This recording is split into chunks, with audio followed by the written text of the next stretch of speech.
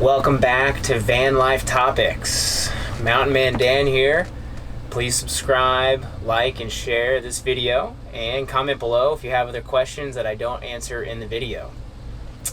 Of all the questions I've gotten asked about living in a van, condensing life down into this vehicle, I think the one that I answer most is, where do you go to the bathroom? And with a little preparation, I typically find it very easy to find bathrooms when I'm traveling. Gas stations, the gym franchise that I'm a member of when traveling, at work when I go to hospitals or physical therapy clinics that I'm contracted at, I'm always able to, with some planning, find a place to go to the bathroom. Do emergencies happen? Sure, I'm a human. And when that does happen, what do we all do?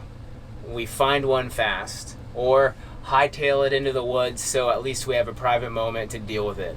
Even then, digging a proper cat hole and knowing how to do that, that's a totally different video. But for me, the most common thing that I do, if it's not planning ahead, is the topic that's not so popular to talk about or admit to, the pee bottle. So, I've been a long fan of having some fast sugar like fruit juice or a peach, apple, banana after a workout, or even a smoothie, especially if I'm doing some endurance stuff. So I typically have that stuff around. Some of my favorites: Bolt House Farms. Something that's not too high in sugar, that's the carrot juice. I also like their green version. I think it's called Green Goodness. And there's some other brands. Naked Kale Blazer. This one's about gone, so I've got reinforcements. But peeing in a bottle is not that big a deal. Full disclosure, I am a male, so it is a lot easier for me than it is all people. What I've found being pretty helpful is something that is a wide mouth bottle. You're gonna find yourself with some difficulty in target practice or accuracy if you're using a Sprite or a Coke bottle. And it is at night, dark, you're half asleep, you just got out of your van bed, and then you're trying to make it into a bottle. Just too many things going on for, I think, accuracy to be the high point of that successful urination. So, this is my option. The next thing, what if it's an emergency and it's a number 2? I think I've still briefed that with a little planning. Most people are pretty regular. At least I think that's the goal for many, as long as you're not dealing with any comorbidities and digestive issues, that if you can plan ahead, great. You're likely not going to be dealing with going to the bathroom suddenly, particularly at the middle of the night. Not always a choice we have. I know one instance where I had to disappear into the woods, and I can touch that on another video topic, weird van emergencies and something like that. But when it comes to taking a leak and all that, I think the next thing is, how do we get rid of that bottle? Where does this go afterward? I think the ethos would then be just taking it to a place you could dispose of it, like a bathroom. That is not that hard. I am comfortable with it now, of course, because I'm making sure the lid is on tight. I'll put it in my bag, bring it in, and when I am in the restroom, I'll dispose of it that way. I think that's pretty fair, easy, and about the cleanest you could do it. If not, I think the next best thing would be making sure you're doing it where it is an area that is already permanently impacted by humans, that is open to interpretation. So I think I'll definitely look up like the leave no trace ethics for that, because that is a muddier area. At least it's not using as much water as all toilets do, but that is workable. I think most people think you're just pouring it into a parking lot and it looks like this.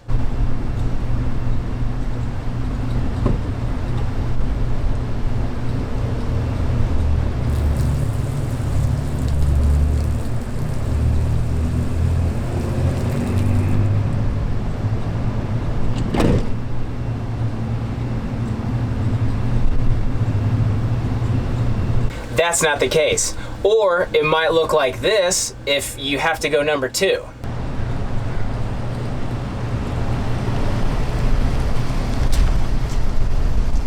which is a viable option. However, this is the best case scenario that I've found, and I am not always one to run the heat overnight. So if it's winter and I'm trying to keep the temperature warm for me and Coop, I'm not going to open the slider door and let all of my warm air spill out into the night. I'll keep the door shut, go into the bottle, dispose of it the next day.